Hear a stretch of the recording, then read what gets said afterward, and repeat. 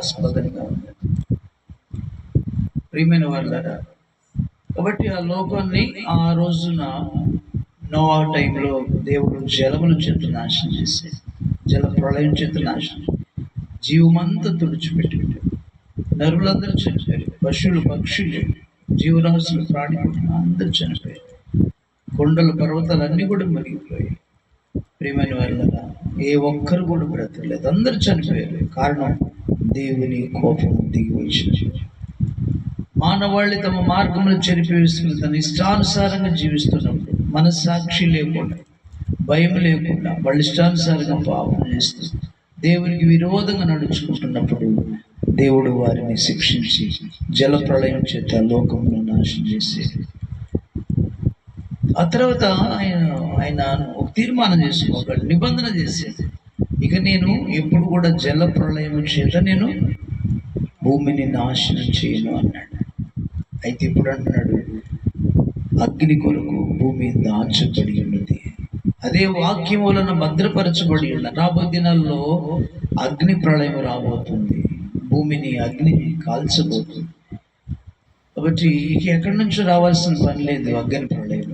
ఇప్పుడే దేశాలన్నీ కూడా దాదాపు 11,000 12,000 అణుబాంబులు తయారు చేసుకున్నారు. వారి మీద వీళ్ళ మీద వాళ్ళు, ఆ దేశం మీద ఈ దేశం, ఈ దేశం మీద ఆ దేశం బాంబులు వేసుకొని భూమి దాన్ని దహించబడబోతుంది. అగ్ని ప్రళయం రాబోతుంది. ఆ అగ్ని ప్రళయం నుంచి కాపాడాలని మనం మనసు మార్చుకొని ప్రార్థన చేసి బిడ్డలుగా ఉన్నప్పుడు, మొరపెట్టుకున్నప్పుడు ఆ సూచనలు, ఈ అంత్య దినాల యొక్క సూచనలు మనం గ్రహించాలి. ఒకటి, అపాయకరమైన కాలాలు, ప్రజలందరూ కూడా తమ ఇష్టానుసారంగా ఉంటారు. అతి ద్వేషులు, సజ్జన ద్వేషులు, తల్లిదండ్రులకు అవిధేయులు, అనురాగ రహితులు, క్రూరులు కదా, భయంకరమైన స్థితిలో పైకి భక్తి గల వారి వల్లే ఉంటారంట. కాబట్టి భక్తి యొక్క శక్తిని ఆశ్రయించిన ప్రజల వల్లే ఉంటారు. ఇలాంటి లోపం ఇప్పుడు కనిపిస్తూ ఉంది. భక్తి యొక్క శక్తి తెలియదు, అర్థం కావట్లేదు. పైకి భక్తి చేస్తావు, ధనం కోసం భక్తి చేస్తావు, జనం కోసం భక్తి చేస్తావు, ఫేమ్ కోసం భక్తి చేస్తున్నావు, ఎంటర్టైన్మెంట్ కోసం భక్తి చేస్తున్నావు. భక్తి మార్గం అంతా మారిపోయి సద్భక్తి లేకుండా పైకి కనిపించే భక్తి, మనుషులు మెచ్చుకునే భక్తి చేస్తాం. ఇవన్నీ దేవునికి ఇష్టమైనవి కాదు. అంతరంగ మార్పు చెందితేనే దేవునికి ఇష్టం. నువ్వు మనసు మార్చుకొని భయభక్తులు కలిగి ఉంటేనే దేవునికి ఇష్టం. సత్యములో నడుచుకుంటేనే దేవునికి ఇష్టం. యథార్థంగా నడుచుకుంటేనే దేవునికి, భయభక్తులు కలిగి ఉంటేనే దేవునికి ఇష్టం కదా. నీ మనసు మార్చుకుని రక్షించబడటమే దేవునికి ఇష్టం. కాబట్టి జాగ్రత్తగా ఉండాలని మాట్లాడు. అతి దినాలు కాబట్టి భయంకరమైన భూకంపాలు, కరువులు ఇవన్నీ చూసినప్పుడు మనకి ఇవన్నీ అంత్య దినాలను గుర్తుపెట్టుకొని ప్రభు రాకడ సమీపం గుర్తించి మనం మనసు మార్చుకొని రక్షించబడి సిద్ధపడి ఉండాలి. మన ఆత్మదీపాన్ని వెలిగించుకొని సిద్ధపడి ఉంటేనే ఎత్తబడుతుంది.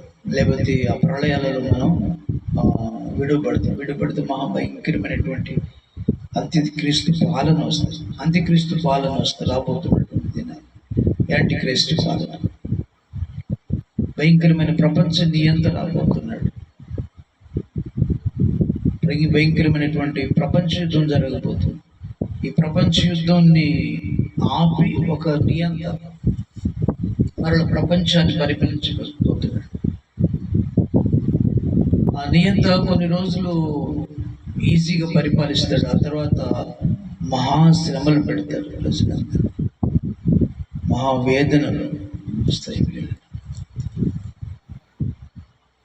ఒకే కాయం, ఒకే రీజన్ కదా, ఒకే రాజ్యం, ఒకే దేశం, ఒకే రూపీ.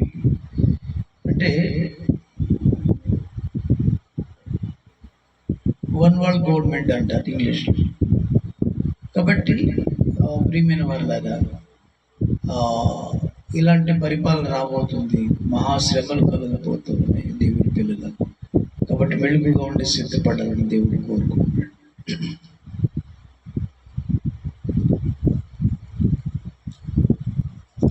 దేవుడి మాటలు మనం ఇక్కడ దీవించుగాక. ఆమేన్.